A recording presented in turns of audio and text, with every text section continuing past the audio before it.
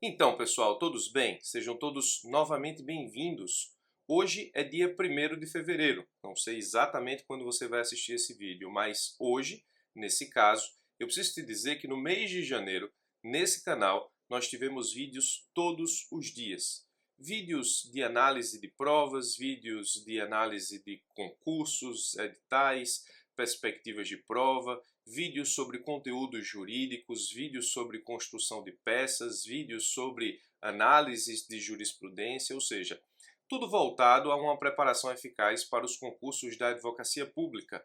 Também sei que tem muita gente que segue aqui o canal, que não estuda para a advocacia pública, mas colhe as informações, especialmente no que diz respeito às análises de jurisprudência e, nesse caso, as perspectivas dos concursos da advocacia pública, porque tem sempre gente de outro concurso ou de outra área querendo redirecionar e avaliando a possibilidade e a viabilidade disso. Enfim, nós tivemos vídeos todos os dias em janeiro. Obrigatoriamente, isso é muito regado a um sacrifício pessoal. Afinal de contas, eu sou advogado público, membro da Advocacia Geral da União, tenho os meus processos para dar conta, sou professor da EBEG, então tenho cursos, mentorings estruturados, tenho alunos do coaching, ministro curso de segunda fase, ainda tem counseling, ainda ajudo ou presto serviço de realização de recursos em provas subjetivas, ou seja, são milhões de tarefas e muitos afazeres, mas eu me comprometi a colocar um vídeo por dia no canal aqui no YouTube em janeiro para ver efetivamente a recepção de todos vocês e para saber se esse trabalho faz alguma diferença na tua preparação e se todo esse sacrifício compensa em termos de ajudar pessoas a se preparar de forma cada vez mais eficaz para enfrentar concursos da advocacia pública. O canal só existe, ele só tem razão de existência se tudo o que eu digo aqui, esses segredinhos que eu compartilho na prática com os meus alunos na EBEG, mas aqui eu dou muita dica, eu dou muito do ouro do que nesse caso específico eu pratico com os meus alunos. A diferença é que aqui eu digo como fazer e com os meus alunos eu efetivamente coloco em prática, mas isso só faz sentido se isso estiver efetivamente fazendo diferença na tua preparação. E aí eu queria saber de você, deixa aí nos comentários se esses vídeos de janeiro eles têm feito alguma diferença na tua preparação, se você se ligou para alguma coisa que não tinha percebido, se alguma coisa que eu falei de alguma forma te ajudou a entender melhor como funciona os concursos da advocacia pública e principalmente como você deve se preparar para enfrentar esses concursos. Então a sua opinião nos comentários é muito importante. Professor, e você faz tudo isso de graça?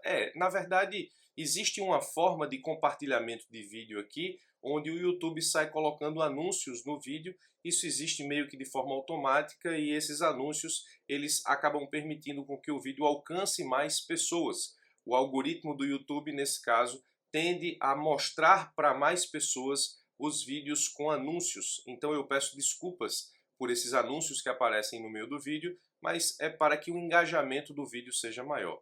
Mas se esses vídeos ou se esse canal te ajudou de alguma forma em janeiro, a única coisa que eu peço é que você, nesse caso, deixe um comentário me dizendo isso é importante para mim, esse feedback é importante para mim. Compartilhe esse canal com as pessoas que fazem concursos da advocacia pública ou com quem você imagina que possa efetivamente adquirir algum tipo de benefício com as dicas que são ditas aqui. E nesse caso, vá deixando aí o seu like, dislike nos vídeos, deixe os seus comentários, compartilhe os vídeos, enfim. Faça com que esse engajamento permita com que esse canal alcance mais pessoas, porque o objetivo, de fato, é ajudá-los tanto a entender os concursos da advocacia pública, quanto a otimizar a preparação no que diz respeito à possibilidade de enfrentar esses concursos com grandes chances de passar. Então, peço desculpa por esse adendo, mas é uma forma de agradecimento e também um pedido de feedback para cada um de vocês que me acompanham aqui no canal e que, nesse caso, fazem com que esse canal exista, ok? Muito obrigado. No que diz respeito ao vídeo de hoje, nós temos que entender que o estudo da jurisprudência é um estudo que requer uma atenção muito especial, Porque não é de hoje que jurisprudência pode ser considerada como uma disciplina nos estudos para concurso. Não é de hoje que a jurisprudência pode ser considerada a quinta disciplina, por exemplo, uma disciplina que é muito especial nos estudos para concurso, porque, juntamente com a lei e com a doutrina, a jurisprudência constitui o tripé mágico de estudo para provas de concurso e, efetivamente, sem ela, você não vai ter condições de enfrentar provas de uma forma eficaz, ou seja, com possibilidades e com chances de passar. Isso vale para todas as fases: prova objetiva, prova subjetiva e prova oral. Ser conhecedor da jurisprudência é um dos requisitos, é condição sine qua non para que você possa estar diante de provas de concurso com grandes chances de aprovação. Agora, o grande problema é que a importância da jurisprudência a gente já conhece e muita gente conhece. O problema é como é que eu estudo isso. Então, nesse vídeo, eu vou tentar te dizer exatamente como você deve dar importância à jurisprudência e quais são os passos, pelo menos os 5 passos, que eu considero essenciais para o estudo dessa quinta disciplina, ou seja, para o estudo da jurisprudência propriamente. É importante que você tenha sempre em mente que o entendimento da jurisprudência, que é, na verdade, a construção das decisões jurisprudenciais, que teve no Código de Processo Civil uma importância exacerbada, mas a partir do momento em que o Código de Processo Civil cria a importância fundamental do precedente dentro da estrutura de julgamento brasileira, a gente, nesse caso, não tem somente a jurisprudência como fonte do direito propriamente, mas nós temos a jurisprudência como elevada a um patamar que estabelece uma importância até superior à lei. De forma que hoje o juiz, para julgar, a primeira coisa que ele vai analisar é se existe precedente sobre aquela situação para que ele o aplique no caso concreto. Não havendo precedente, ele pode buscar na lei e nas outras fontes do direito a aplicação da subsunção do fato à norma para que efetivamente possa decidir no caso. Mas o sistema de precedentes estabelecido e institucionalizado pelo Código de Processo Civil faz com que a jurisprudência ganhe em grau elevadíssimo em importância tanto para o sistema de justiça brasileiro, ou seja, o processo civil e o julgamento, o exercício da jurisdição, como também no caso, no que diz respeito aos seus estudos para concurso, conhecer a jurisprudência é de fundamental importância. Se já o era antes do CPC 2015, agora passa a ser fundamental. O problema é que muita gente estuda jurisprudência de forma errada, de forma equivocada, e isso me parece um defeito de grande parte dos alunos, porque não existe necessariamente um manual de como estudar jurisprudência. Cada um vai fazendo do jeito que entende ser melhor, cada um vai apresentando uma estratégia do jeito que entende adquirir melhor conhecimento acerca dos julgados, STJ, STF principalmente. Então aqui eu tenho 5 dicas para te dar de como estudar jurisprudência de forma eficaz. A primeira coisa que você precisa saber é que você precisa se certificar que você está aprendendo e não decorando decisões. Eu vou repetir, você precisa se certificar que está aprendendo e não decorando decisões. O STJ, de um tempo para cá, já faz um bom tempo na verdade, nos seus informativos, ele apresenta um resumo do julgado que ele chama de destaque.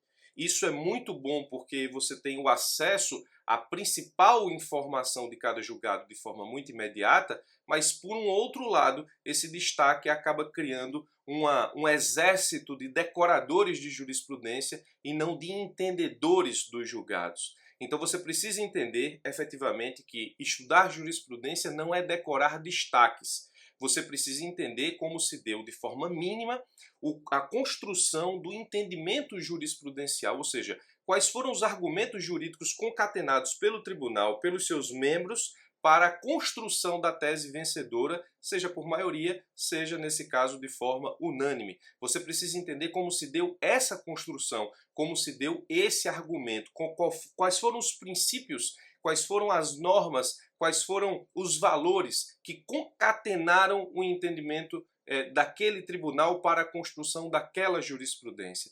Eu vou deixar linkado aqui em cima no card e na descrição desse vídeo, o vídeo que eu gravei sobre como estudar jurisprudência e como você se certifica nesse estudo que você está entendendo a construção da decisão dos tribunais e não simplesmente decorando destaques. Esse vídeo ele foi muito acessado, tem mais de 16 ou 17 mil visualizações, o que me surpreendeu até, mas isso só demonstra que existe uma certa fome, uma certa ânsia de saber como se estuda jurisprudência de forma correta. Eu vou deixar o vídeo aqui linkado para que você tenha acesso à informação e esse vídeo não fique tão longo e, nesse caso, não demande uma reexplicação daquilo que já existe aqui no YouTube. Provavelmente e possivelmente você já pode até ter assistido o conteúdo daquele vídeo. O segundo ponto, a segunda dica que eu preciso te dar em relação ao estudo da jurisprudência é: não negligencie a jurisprudência indicada nos livros. Se você estuda por materiais doutrinários, ou seja, livros propriamente, ou por materiais construídos por cursos ou professores de sua confiança, é comum que esses materiais tragam a jurisprudência como fundamento da explicação de argumentos jurídicos doutrinários. Isso é importante. Às vezes o doutrinador ele cita só o número do julgado e indica se é STJ, STF e assim sucessivamente. Grande parte dos alunos são tentados a passar por aquele número de julgado sem ir buscar, nesse caso, a ementa do julgado, a ementa do acórdão, para que vocês possam, nesse caso, entender como se deu a construção daquele entendimento. E aí é muito importante que você não negligencie essa jurisprudência. Se a jurisprudência está sendo fonte de explicação doutrinária, é porque ela é importante. Normalmente é uma jurisprudência consolidada. E se você não dá a devida importância a esse julgado, ao entendimento firmado pelo tribunal nesse julgado, pode lhe faltar argumentos, por exemplo, para uma segunda fase ou para uma prova oral que estejam justamente concatenadas naquela decisão. Se o livro for bom e já trouxer a explicação do entendimento jurisprudencial de forma minudente, tudo bem, ótimo, você não precisa ir no julgado. Mas às vezes o livro só cita o número do julgado e faz a referência ao tribunal, STJ, STF. Nós passamos por cima daquela jurisprudência e perdemos a chance, nesse caso, de entender os fundamentos doutrinários de uma jurisprudência por vezes consolidada. Então não negligencie a jurisprudência indicada nos livros de doutrina que fundamentam aquele entendimento doutrinário de alguma forma. A terceira dica que eu te dou em relação ao estudo da jurisprudência diz respeito ao estudo da jurisprudência que está sendo construída no momento, ou seja, os informativos quinzenais, semanais, STJ, STF. Uma coisa eu preciso te dizer com muita segurança: se nos concursos públicos existe a limitação de legislação à data da publicação do edital, e você normalmente percebe isso nos editais, ou seja, o edital limita até a data da sua publicação a legislação para trás, na jurisprudência isso não acontece. Então pode acontecer de você ter que enfrentar questões objetivas, subjetivas e orais nos concursos da advocacia pública com jurisprudência fabricada, produzida na semana anterior, ou nos últimos 15 dias antes da prova, ou no momento em que a prova foi formulada pelo seu examinador. Então, no momento em que o examinador formula as questões, ele pode contar com a jurisprudência criada até o dia daquela formulação. Então, entender os julgados, os últimos julgados dos informativos do STJ e do STF é muito importante, porque não existe limitação temporal para o estudo da jurisprudência nos concursos em geral, especialmente nos concursos da advocacia pública. Então, crie o hábito de estudar a jurisprudência STJ ou STF, criada, nesse caso, no momento atual, ou seja, na semana, no mês. Não deixe para acumular esse entendimento jurisprudencial para que você possa ficar sabendo dele apenas 90 dias depois. Não faz muito sentido. Crie o hábito de estudar jurisprudência para acompanhar a construção atual dos entendimentos jurisprudenciais. Aqui nesse canal eu sempre analiso a jurisprudência ou as decisões mais importantes que afetam a fazenda pública. Então, as decisões mais importantes para a fazenda pública você sempre encontra por aqui alguma análise, alguma dica, alguma construção que possa te ajudar a entender o julgado e enfrentar aquele questionamento em provas objetivas, subjetivas e também provas orais. Da mesma forma, a quarta dica: você não pode negligenciar a jurisprudência para trás. E essa é uma pergunta muito constante que os alunos e seguidores me fazem. Professor, eu tenho que estudar jurisprudência até que momento para trás? Veja, eu considero o lapso mais seguro possível para entender jurisprudência nos últimos 3 anos. Então você pega do momento que você está, conta 3 anos para trás e você precisa conhecer a jurisprudência desse período. Esse é o lapso mais seguro. Existem pessoas que estudam os últimos 2 anos, ou por falta de tempo, ou porque preferem, na verdade, focar o tempo de estudo da jurisprudência para alguma outra deficiência, como alguma outra disciplina que se saiba menos.